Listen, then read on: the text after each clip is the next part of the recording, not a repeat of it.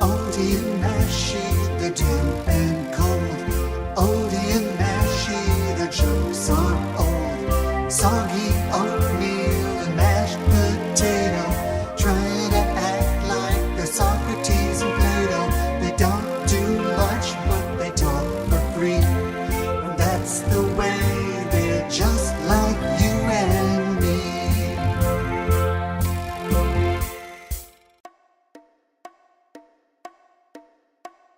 Hello and welcome to Behind the Scenes with Oaty and Mashy. I'm Buster Budget, and I'm here to serve as moderator and to read your questions. I'd like to begin by introducing you first to Oaty Oatmeal. Hello, everyone. And Mashy Mashed Potato. Hello, anyone?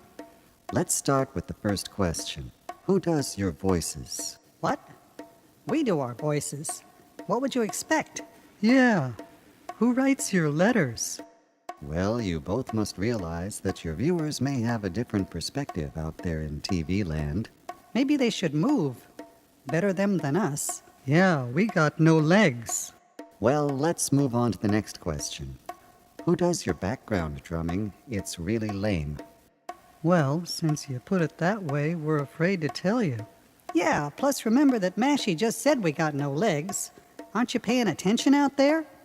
Well, to be fair, these questions were all written before you started giving any answers. Not if I know anything about script writing. Which you don't.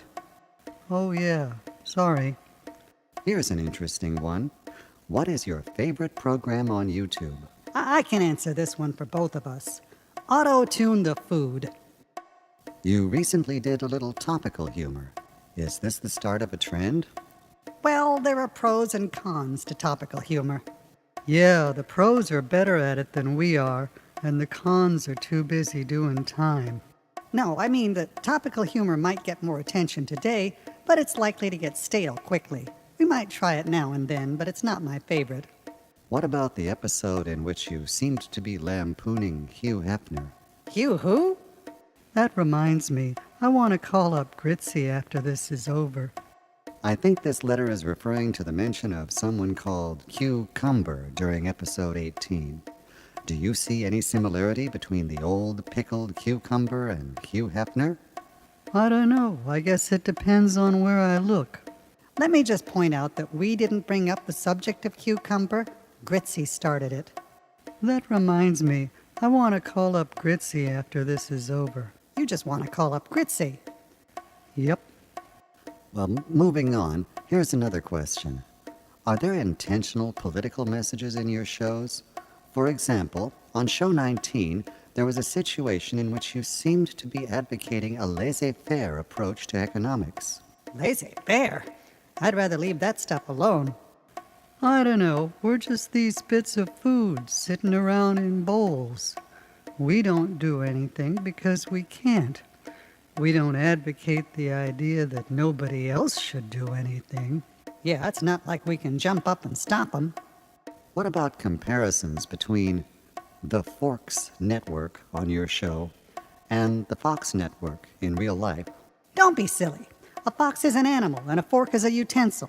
They just sound a little bit alike. Like Oprah Winfrey and Arthur Godfrey. Yeah, like whatever.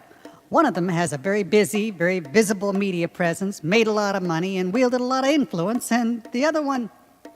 Hey, I'm just a simple grain. I don't remember which is which. So you're saying that there are a lot of coincidences in the world, and you may accidentally bump into one of them from time to time? No, but I'd like to say it. Could you teach me how?